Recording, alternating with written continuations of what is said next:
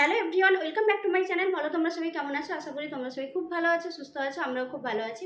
তো আজকের ব্লগটা আমি এখন থেকে স্টার্ট করছি। আর আজকে হচ্ছে স্যাটারডে, 30 তারিখ মার্চের। আজকে 30 তারিখ। তো আমি এখন থেকে ব্লগটা স্টার্ট করছি। আর এখন দেখো আমি রেডি হয়ে গেছি। এখন তোমার বাজে ওই 3:30। আর এখন যাব একটু ঘুরতে। তো কোথায় ঘুরতে যাব আর কাদের সঙ্গে যাব সবটাই তোমাদের সঙ্গে শেয়ার করব। তো চলো ব্লগটা এখন থেকে স্টার্ট করা যাক। তো এখন রেডি হয়ে নিয়েছি, এমনি একটা নর্মাল কুর্তি পরে নিয়েছি, কারণ যা গরম পড়েছে এখন, মানে বাইরে বেরোনোই যাচ্ছে না। এখন থেকেই যদি এইরকম গরম হয়, জানি না এরপরে কি হবে। তো যাই হোক, চলো বেরিয়ে যাই। আর দেখো আমি না আজকে হালকা করে একটু মেকআপ করেছি, জাস্ট 2-3টে প্রোডাক্ট দিয়ে। তো এই মেকআপ লুকটা, মানে এই যে হালকা মেকআপটা আমি কি কি প্রোডাক্ট দিয়ে করেছি, যদি তোমরা দেখতে চাও তাহলে অবশ্যই কমেন্ট করবে। আমি তাহলে পরে এইরকম একটা সিম্পল মেকআপ লুক তোমাদের সঙ্গে শেয়ার করব। তো চলো, কানে একটা কিছু করতে হবে, নাহলে এইটা পরা যাবে না। আরো কানে একটা ঝটপট করে পরিয়ে নি।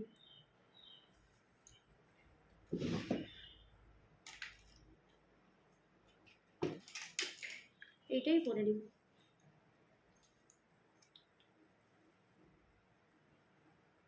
এই কুর্তিটার সঙ্গে এই কানেরটাই বেশ ভালো যায়, ম্যাচিং, বেশ ম্যাচ করে যায়। আরও কিছু আছে, কিন্তু এগুলো এখন বের করে দেখে ম্যাচিং করে পরার একদমই সময় নেই।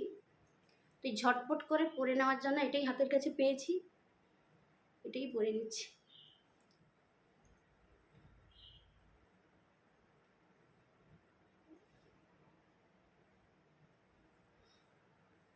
এই দেখো,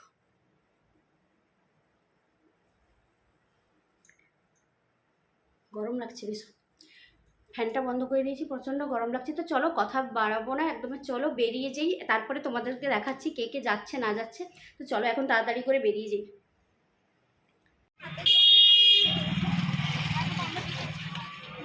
কতগুলো ছোট ছোট মুচকি রে, মুচকি রে। হ্যাঁ, আয় বলে প্যাকটা ভর্তি। কি ব্যাপার?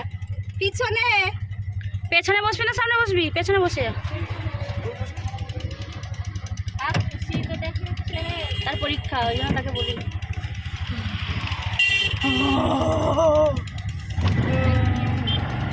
আরে সামনে একজনকে দেয়।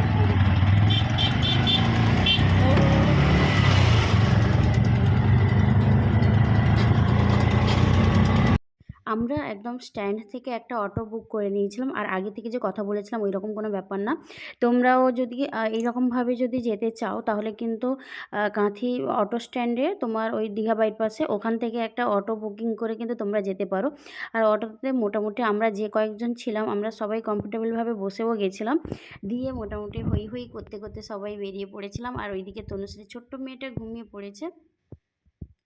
তো চলো এখন ওখানে একদম পৌঁছে গিয়ে তোমাদের সঙ্গে কথা বলছি।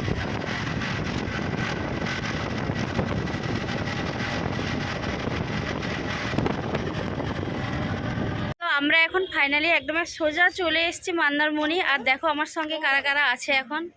অনেক ছোট ছোট একদম পুচকিরা আছে। তারপরে তুই তো পুরনো, তোকে ওই জন্য নিবো না। এই যে নতুন গেস্ট, এই যে নতুন নতুন গেস্ট। হাই হাই হাই করো, হাই করো, হাই করো। দাঁড়াও, এবার ব্যাক ক্যামেরা করে সবাইকে দেখিয়ে দিচ্ছি কে কে এসছে সঙ্গে। মা এসছে, কাকিমা এসছে। তারপর মন্দারমণি স্ট্যান্ডের উপরেই এইরকম একটা সুন্দর মন্দির, যেটা তোমার সরস্বতী ঠাকুর আর মনসা ঠাকুরের মন্দির। মন্দিরটা অনেকটা বড়, ক্যামেরাতে কতটা বুঝতে পারছো জানি না, কিন্তু মন্দিরটা অনেকটাই বড়। তো আর সামনেই এইরকম পার্কিংয়ে, মানে গাড়ি অটো এইসবের পার্কিংয়ের জায়গা। তো তারপরে আমরা এখন সি বিচের দিকে যাব। আর দেখো পুচকিগুলো কি মিষ্টি না। তো আমরা এসেছিলাম বলতে সুজাতার মা, কাকিমা ছিল, আমার মা ছিল, তনুশ্রী 2 মেয়ে, আর সুজাতার বোন আর বোনের মেয়ে। তো মোটামুটি আমরা সবাই মেয়েরাই ছিলাম। আর তার সঙ্গে কিন্তু আমার সঙ্গে আমার গোপাল ছিল, তো আমার সাথীও ছিল। তো এখন আমরা সবাই মিলে যাচ্ছি সি বিচের দিকে। আর আমরা যেহেতু বাড়ি থেকে ওই 3:30 নাগাদ বেরিয়েছিলাম, অনেকটা হাতে টাইমও ছিল আর তাড়াতাড়ি করে পৌঁছে গেছিলাম। আর চারদিকটা দেখো অনেক লোকজন, আর যেহেতু দিনটা ছিল শনিবার, শনিবার রবিবার এই ছুটির দিনগুলোতে তো প্রচণ্ডভাবে ভিড় হয় এই জায়গাগুলোতে। আর বাইরে থেকেও তো প্রচুর টুরিস্ট এসছে দেখছি। তো তারপরে আমরা একদম সি বিচের দিকেই যাচ্ছি, আর প্রচুর লোক দেখে অনেক দিন পরে এরকম বাড়ি থেকে বেরিয়ে না বেশ ভালো লাগছে। আর সবথেকে বড় কথা কি বলো তো, মাঝে মাঝে না মাকে মানে কাকিমা এরকম সবাই বেরোলে ভালো লাগে। আর সারাক্ষণ তো কাজের মধ্যে ঘরের বাইরে তো সেভাবে বেরোনোই হয় না বলতে গেলে। সোজা আমরা এখন সি বিচের দিকে যাচ্ছি, আর সত্যি এত ভালো লাগছে, সবাই মিলে এসছি। আর যেহেতু আমাদের বাড়ির কাছাকাছি, তো একদমই সোজা মন্দারমণি বেরিয়ে এসছি। মন্দারমণি থেকে হয়ে একটু শৌলায় ওখানে সন্ধ্যের দিকটায় ওই জায়গাটা বেশ ভালো লাগে, আর বেশি সময় লাগে না কাঁথি থেকে। এই দেখো সব পেছনে আসছে, এই যে মা কাকিমা। এখন থেকে এসছিস, এখন থেকে মজা কর না, সকাল থেকে এসে কি করবি? স্নান করতে হয়, আচ্ছা আসবো বল। এই দেখো আমার গোপাল এসছে, আমরা শুধু একা একা আসিনি, গোপালকেও সঙ্গে করে নিয়ে এসেছি। এই যে মা আসছে, এদিকে সুজাতা। ওই তারা কার? আরে তাদেরই লোক মনে হয় না, তাদেরই লোক হবে। দেখি দেখি দেখি দেখি ধরবি।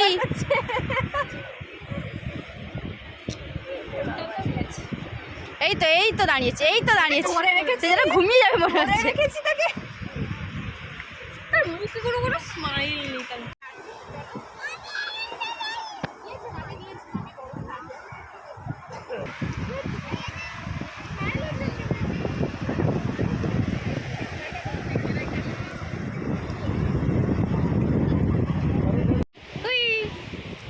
ওই একটু হাসে না, একটু হাসে না, একটু হাসে না, একটু হাসে না, একটু হাসে না,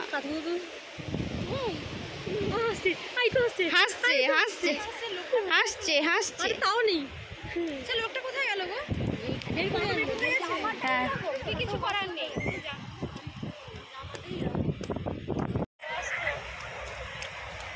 সবাই ফটো তুলতে ব্যস্ত, সবাই মোটামুটি ফটো তুলছে, ফটো তুলতেই সবাই ব্যস্ত। আর আমরা সবাই মিলে মানে আমরা সবাই দাঁড়িয়েছিলাম ওইখানে যে ফটোগ্রাফাররা থাকে, একজনকে বলে আমরা মোটামুটি ফটো তুলিয়ে নিয়েছি দুটো তিনটে।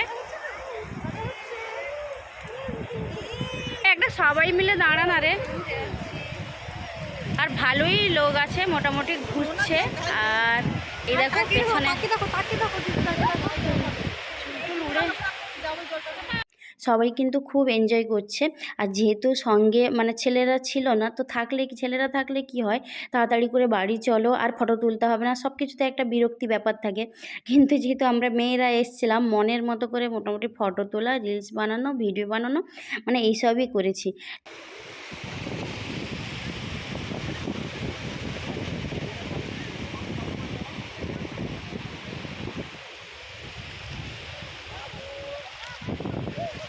তোর কোনো দাবি নেই না?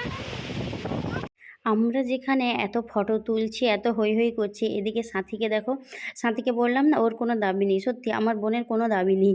ও না চাইছে ফটো তুলতে, না বলছে যে আমার রিলস বানিয়ে দাও, আমার ভালো ফটো তুলে দাও। ওর কোনো রকম কোনো দাবি নেই, ও উল্টে আমাদের ভালো ভালো ফটো তুলে দিচ্ছে, ভিডিও বানিয়ে দিচ্ছে, আর সবার সঙ্গে বেশ হৈ হৈ করছে। তো তারপরে আমরা ওকে জোর করে মানে সাথীকে জোর করে নিয়ে গেলাম যে চল আমরা কয়েকটা ফটো তুলি। তো তারপরে আমরা এক এক করে আমরা বেশ ভালো ভালো ফটো তুলেছি। বাবাই মাঝে মাঝে যখন মন্দারমণি ঘুরতে নিয়ে যায়, সে কী করে বলো তো, ঠিক আধ ঘন্টা মতো নিয়ে গিয়ে বসে, চা খায়, একটু পাপড়ির চাট খাওয়ায়, তারপর বলে চলো চলো তাড়াতাড়ি বাড়ি চলো। না একটা ফটো তুলে দেয়, না একটু ভিডিও বানিয়ে দেয়, না কিছু। আজকে মোটামুটি একা একা আসার জন্য অনেক ফটোও তুলে নিয়েছি, আর অনেক রিলস ভিডিও এইসব বানিয়েছি। তো তারপরে আমরা সি বিচ থেকে ঠিক ফেরার পথেই এইরকম স্প্রিং পটাটোর একটা দোকান ছিল, ওখান থেকে আমরা স্প্রিং পটাটো নিয়েছিলাম। আলু, কাঁচকলা, তারপর ছিল তোমার রাঙালু। তো এইগুলো না এত সুন্দর করে কেটে ওইগুলোকে ভেজে দিচ্ছে, আর টেস্টও কিন্তু বেশ ভালো ছিল, তোমার একটু ঝাল ঝাল করে বানিয়ে দিয়েছিল। আর আমরা এখানে দুটো অর্ডার দিয়েছিলাম, তো দুটো নিয়ে আমরা সবাই মিলে খেয়েছিলাম। তারপরে দেখো পরপর সন্ধে নামছে আর ভিড়টা কতটা। তো তারপরে আমরা এখন চলে যাব, আর সামনেই দেখি বেশ এইরকম একটা দোকান বসছিল। এই দোকানটাতে তোমার এই কি হোল্ডারগুলো দেখতে পেলাম, দিতেই চলে এলাম এই কি হোল্ডারগুলো দেখবো বলে। দাম তো প্রচুর বলে, এত দাম বলে বলে এরা, কিন্তু কি করব, ওইটা আমার বেশ পছন্দ হয়েছে। আর তারপরে আর কিছু কয়েকটা কানের দুল দেখছিলাম। এখানে কিন্তু পছন্দ মতো অনেক জিনিসপত্র ছিল। তবে জিনিসগুলোর দাম প্রচুর বলছিল। তবে তোমরা যদি কখনো যদি ঘুরতে এসে এই জিনিসগুলো যদি কেনো, তাহলে কিন্তু বার্গেনিং করতে একদমই ভুলবে না। যেটা বলবে ওটা কিন্তু দেবে না। কারণ তাহলে কিন্তু অনেকটাই ঠকে যাবে। কারণ প্রচুর দাম বাড়িয়ে বলে। তো তারপরে দেখো কয়েকটা কানের দুল দেখছিলাম। আর তো কানের দুলগুলোর এত দাম বলছিল, কিন্তু আমার বেশ ভালো লাগছিল।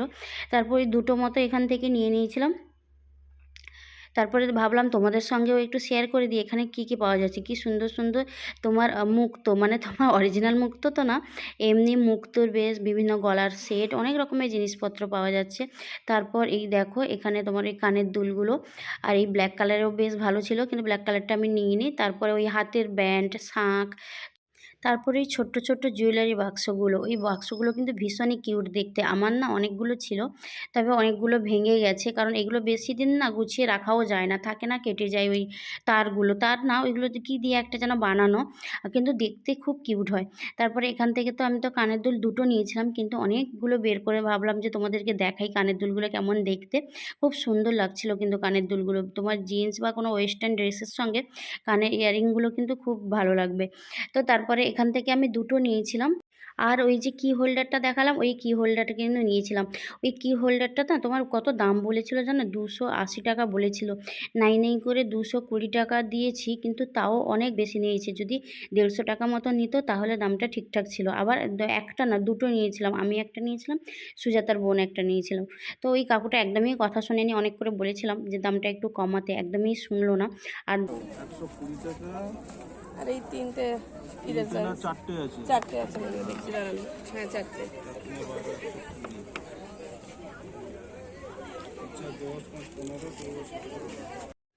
তারপর একটু ইচ্ছে হলো পাঁপড়ির চাট খেতে। আর যেহেতু দিনটা ছিল শনিবার, শনিবার তো নিরামিষ, আর নিরামিষে না একটু বললে ওই পেঁয়াজ ছাড়া পাঁপড়ির চাট বানিয়ে দেয়। আর ওই সব পাঁপড়ির চাট ছাড়া অন্য কোনো কিছু তো আমরা খেতে পারবো না। তো তারপরে ওই পাঁপড়ির চাট নিয়ে নিয়েছিলাম সবাই। পাঁপড়ির চাট খাওয়ার পরে মনে হলো যে একটু চা খাই। আর এদিকে তনুশ্রীর মেয়েরও খিদে পেয়ে গেছিলো, তো ওই জন্য দোকানে বলে ওর জন্য একটু গরম জল নিয়ে ওর খাবার বানিয়ে ওকে এখন খাওয়াচ্ছিল। তো তারপরে আমরা পাঁপড়ির চাট খেলাম। পাঁপড়ির চাট খাওয়ার পরে চা খেলাম। এরপর আমরা কি কি করলাম, এখান থেকে কখন বাড়ি ফিরলাম, কিভাবে ফিরলাম, সমস্তটা তোমাদের সাথে পরের ব্লগে শেয়ার করব। আজকের ব্লগটা কেমন লাগলো অবশ্যই জানাবে। যদি ভালো লাগে প্লিজ ডু লাইক, কমেন্ট আর সাবস্ক্রাইব। টাটা।